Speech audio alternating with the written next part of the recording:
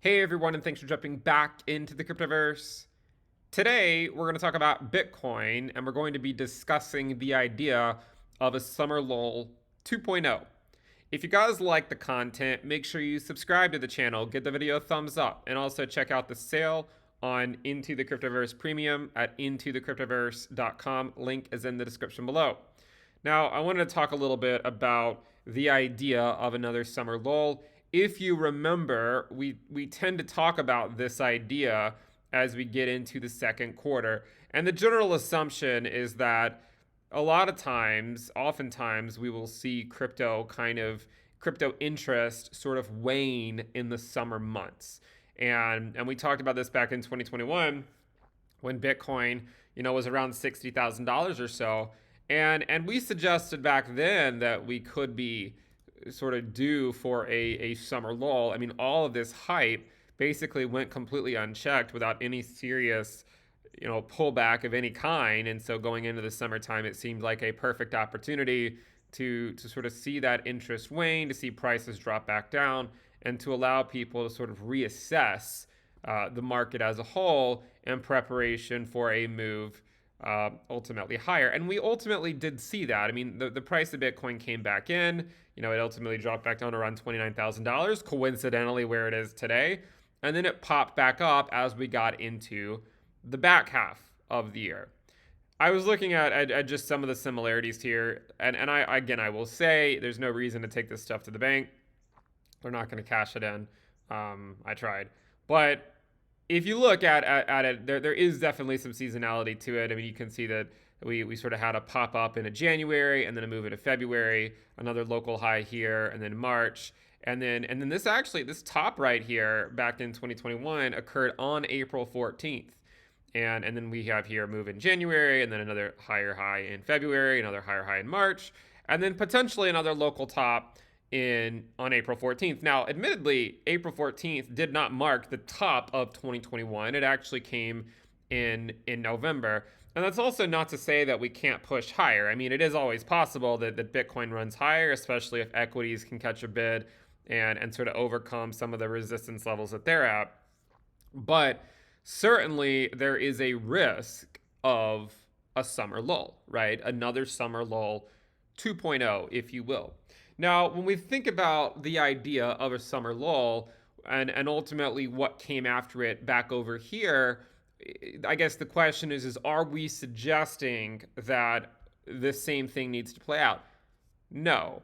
What we normally see in sort of the pre-halving years is we get ahead of ourselves, right? Like in 2015, like in 2019, the market gets ahead of itself.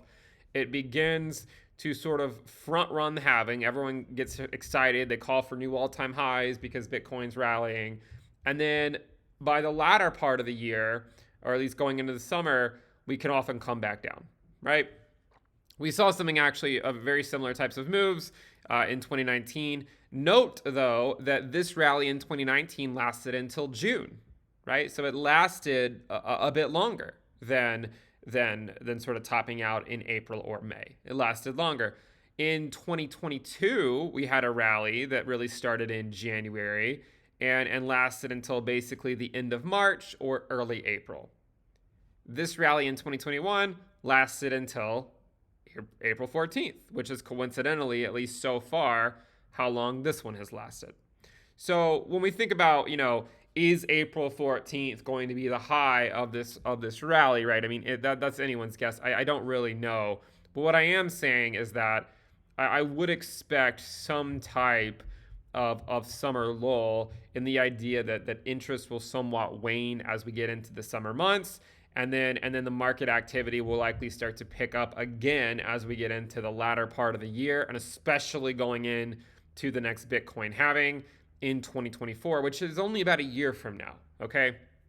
Now, one of the things that I've mentioned many times is that recovery years, so the pre-halving years, are the years where both the bulls and the bears get wrecked. If we think back, 2021 was mostly a year where the bears got wrecked. Now, both sides ultimately get wrecked to some degree, but when you think about like 2020, or sorry, the most of 2020 and most of 2021, it was mostly people who were bearish that were not really gaining on, or getting into the market and not experiencing those gains. But then if you think back to sort of the bear market years of 2014, 2018, and 2022, who was getting wrecked, right? It was just the bulls, the people who were always bullish. But the pre-halving years have a way to sort of bring us all together because they humble everyone, right? Like they humble both the bulls and the bears, right? That's what they do. And each time, at least the last two times, they did it in very different ways. In 2019, what we saw was a rally for 6 months or so, followed by a bear market for about 9 months. So it lasted for the rest of the year after June, and then it continued on into early 2020, right? So you can see this rally from December until June, and then June through really March of 2020 was more or less just a sort of a secondary bear market. And so what you had was you essentially had the bulls getting wrecked for the latter half of the year, and then you had the bears getting wrecked for the first part of the year. 2015 was somewhat different. 2015 was, it was sort of back and forth, right? First, you wrecked the bears, and then you wrecked the bulls, right? And then you wrecked the bears again, and then you wrecked the bulls again. And the whole idea in the pre-halving years and what they accomplish is they get the tourists out of the market, okay? Because the tourists come in and all they really care about is it going up 2x tomorrow? And if it's not, then they leave. So these periods have a way of sort of getting, sort of the tourists out of the market and getting them to believe that Bitcoin will not go back up because everything just ultimately gets sold off and we come back down. So what I'm suggesting is that the momentum for this rally, it could already be over, right? If it's going to follow 2021. If it's not over, then, perhaps you could see another push into May, but I don't think this rally is going to last for the duration of the year, is the point. Now, I know that when I say that, it will elicit all sorts of emotions, and I can fully understand those emotions because I have been in those shoes before, thinking that these pre-halving rallies were going to lead to new all-time highs, right? I was a little optimistic in 2019 about it potentially happening, and then it fell short. So we need to remind ourselves that anything is possible, right? Just because it didn't happen in 2019 doesn't mean it can't happen in 2023. But I would also argue that the narrative to bring crypto prices back to the downside in the latter half of the year is very clear, and it's through a theoretical recession or a recession scare. Okay, now we might say, well, why are you talking about a recession scare, right? The unemployment rate is still really low. There's nothing really to be worried about. We're still putting in new highs in real GDP, and you would be correct, right? You would be correct. Be that as it may, we are also aware that that some of these things that we are sort of looking at, if we go over to say like the workbench on my website, and we add some of these interesting metrics, like, so let's add on recessions, let's add on claims, so we'll add on initial claims. We can also add on continued claims as well. What you'll notice is that these metrics here tend to lead the unemployment rate, right? So they lead the unemployment rate. So yes, the unemployment rate takes a long time to respond, but you can see that initial claims, continued claims, they typically go up first before the unemployment rate goes up. And then by the time the unemployment rate goes up, we're starting to near the end of that business cycle. And then, of course, we'll get to the point where the Fed cuts, or they haven't even paused yet, right? But they'll pause, they'll cut, and so on and so forth, right? So the narrative is there. I will say that the reason for crypto potentially coming back down in the summer is, I'd say would have more to do with the macro risk than it would the idiosyncratic risk of the cryptoverse itself. It would be my general expectation. So when looking back at Bitcoin, is this the local high for a while? Could we push just a bit higher in late April or early May? Yes. Like both of these outcomes are potentially in the cards. But I don't think it should take away from the idea that we likely will see prices fall back in, especially as we get into the summertime and the second half of the year. That way, by the end of the year, we can look back and say, okay, everyone got wrecked, right? The bulls got wrecked, the bears got wrecked, and now we're going to go into the halving year, which is also likely going to correspond to a shift back to lower interest rates, because the Fed's going to have to pivot, at some point, and maybe by late 2023 or early 2024. And then at that point, perhaps we will trend higher. So I mean, it could look something like this, right, where it sort of spends some time in here, it comes back down, and then we sort of do something like that. I think there's a potential outcome where, and it doesn't have to be a lower low, right? I mean, I think there's a risk of that happening. It could be a double bottom. It could be a slightly higher low. Note that in 2015, it was a double bottom, right? So you can see over here in 2015, it was a double bottom, technically a lower low on some exchanges. 2019 was or 2018, 2020, it was a higher low. So I think we have to be prepared for potential scenarios like that. So again, I'm of the opinion that we will fall back in at some point going into the summer months, and that it should hit the altcoin market harder than it hits Bitcoin. And I've said that many times, is that Bitcoin is relatively safer than the altcoin market, because it should eventually recover, whereas any individual altcoin, we really don't know. And we see a lot of the altcoins are still in downtrends on their Bitcoin pairs. I think that will likely continue, and so I don't really see a compelling reason for that not to continue.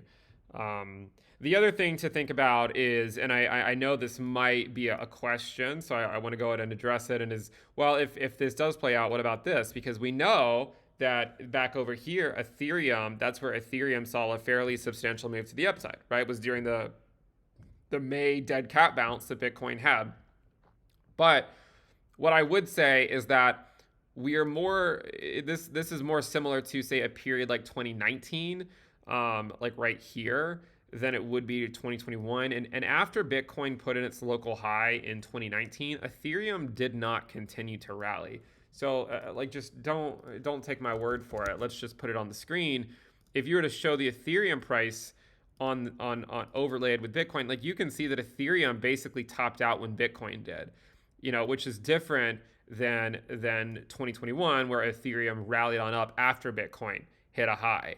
But the market conditions were sufficient to support the Ethereum tsunami back in 2021, and we called for it, right? I mean, we called for the Ethereum tsunami back then to go up after Bitcoin finally had this move to the downside.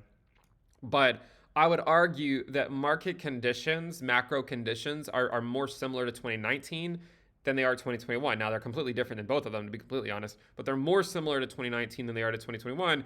And so I don't really anticipate Ethereum continuing any type of rally beyond where Bitcoin does. So if Bitcoin goes higher, then yes, it could drag Ethereum with it.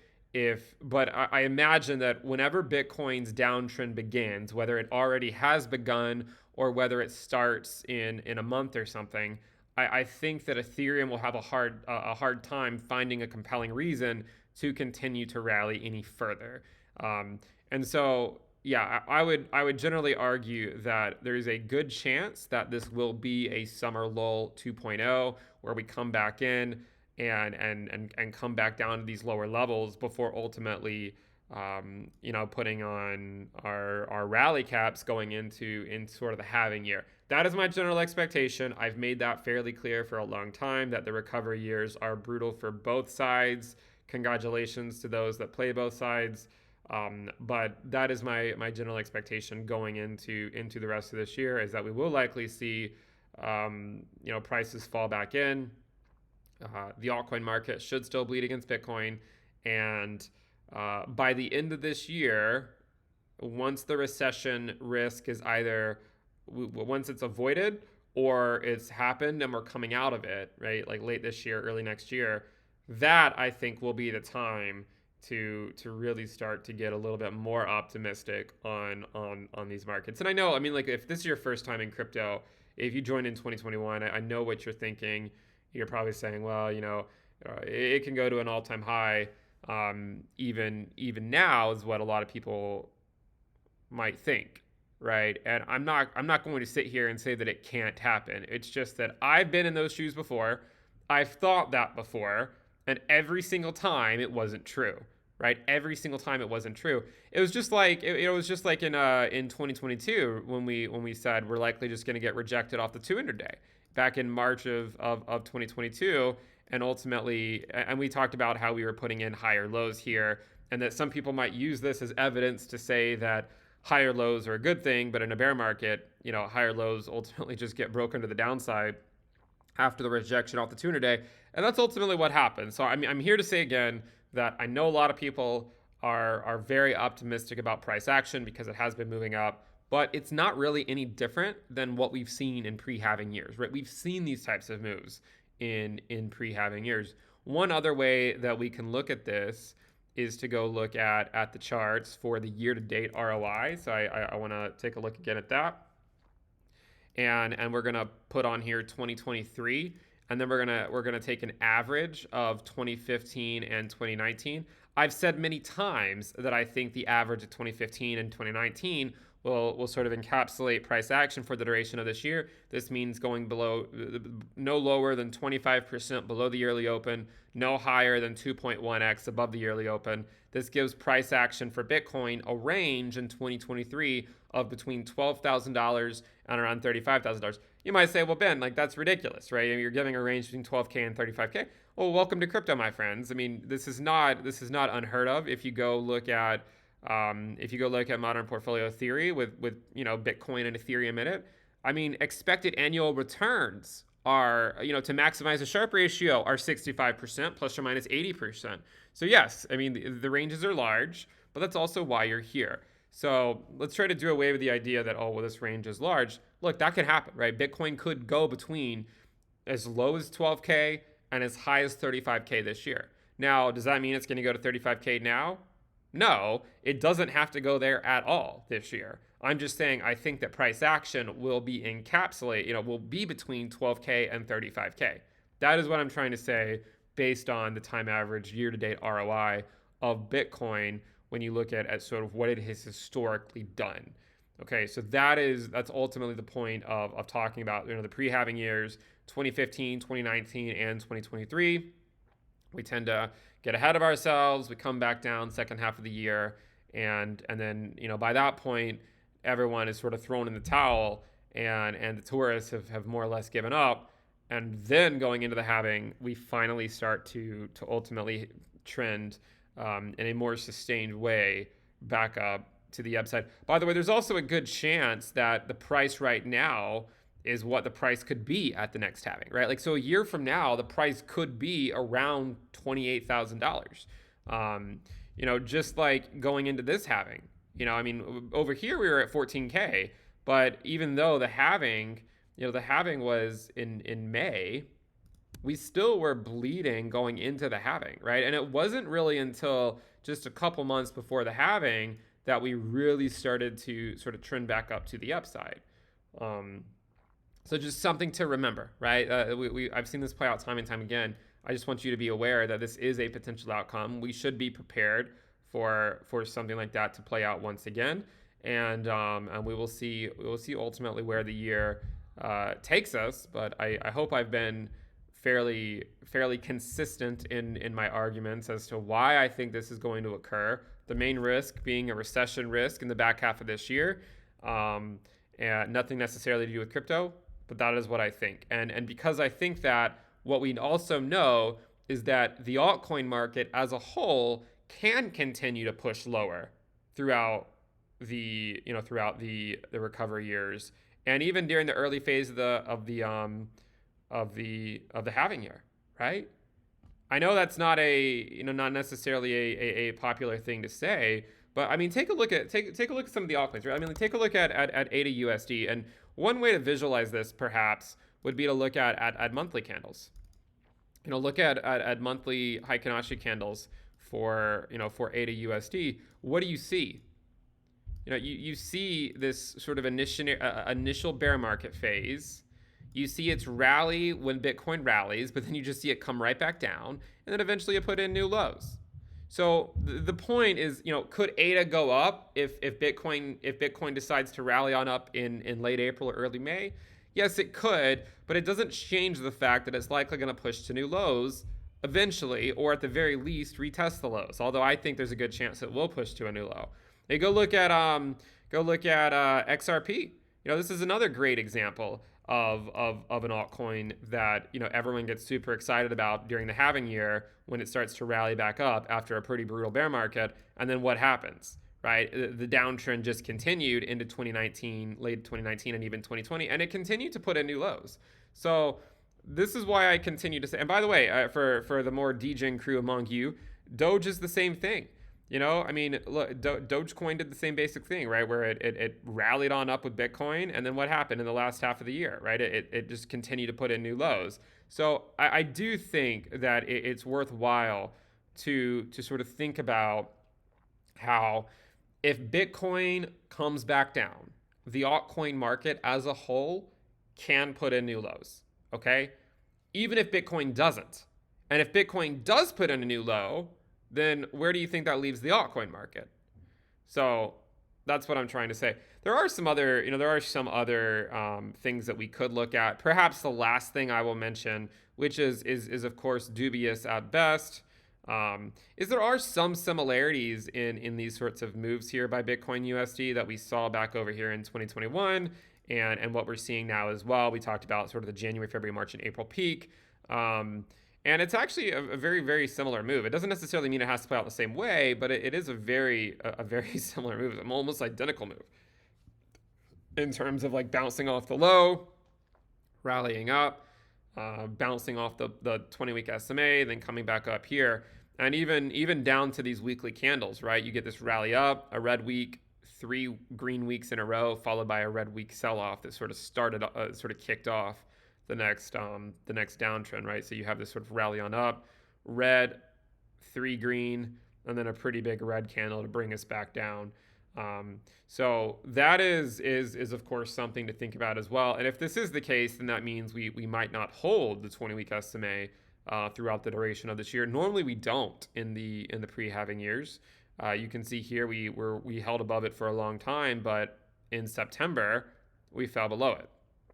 It took till September. It took a long time, but this was also after Bitcoin had peaked in late June. So it rallied until June. Also note that it bottomed in December. So it was December to June.